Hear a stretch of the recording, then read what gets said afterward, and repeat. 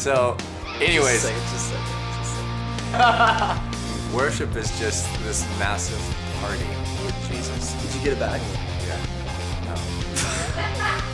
It's fun, it's joyful, it's exciting. No, I'll do it again.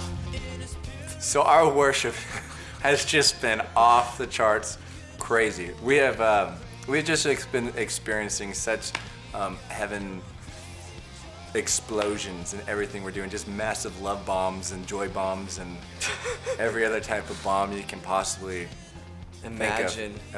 And God is just taking us on this thrill ride of knowing who we really are and experiencing our true identity. And we're seeing it happen right during our worship. We're seeing miracles happen, just crazy signs and wonders, and people getting healed and people just experiencing freedom. All we want to do is just give people encounters with who they are. Yeah.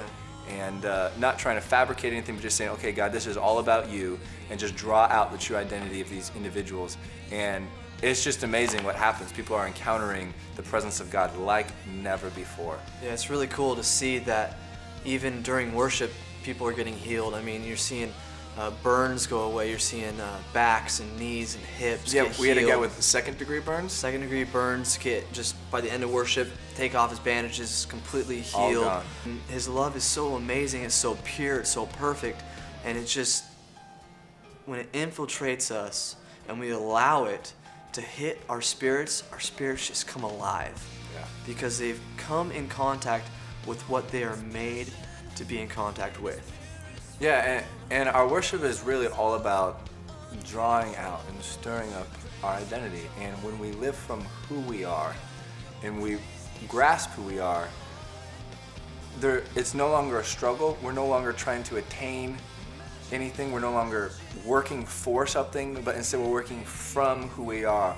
We're not trying to get to heaven, but we're living and functioning from heaven. We're not trying to work for His favor or for His love, but we're living from it. Yeah. And we've noticed just a dramatic change in just the songs we've been writing, the experiences that people are having, that they're encountering these things at such an excessive level because of how they're resourcing from. They're not trying to get there. See, it's no longer working and struggling and battling sin and battling this and help that. Get all the layers out.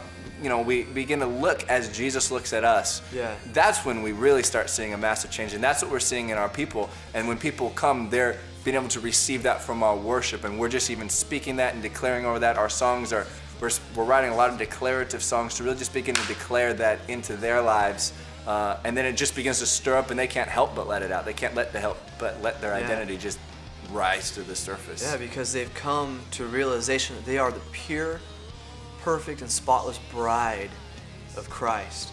And it's so huge when you get that reality.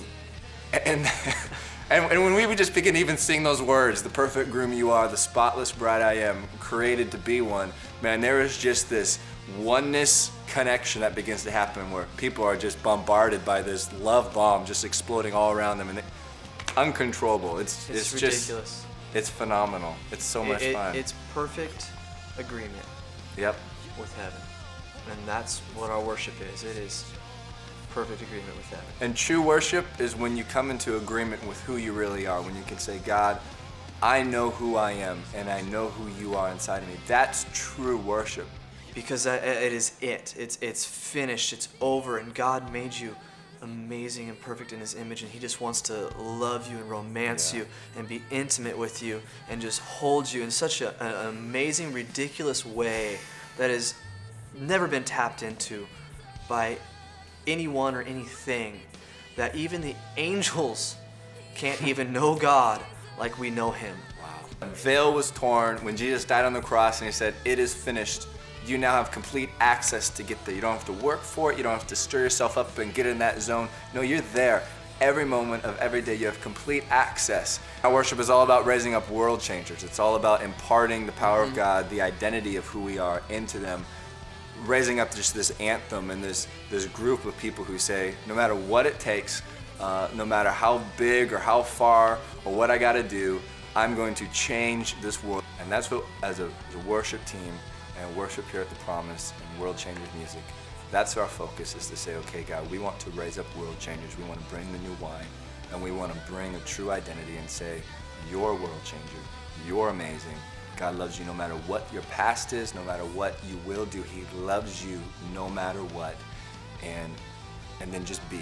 Stop doing. Stop trying. Just be amazing.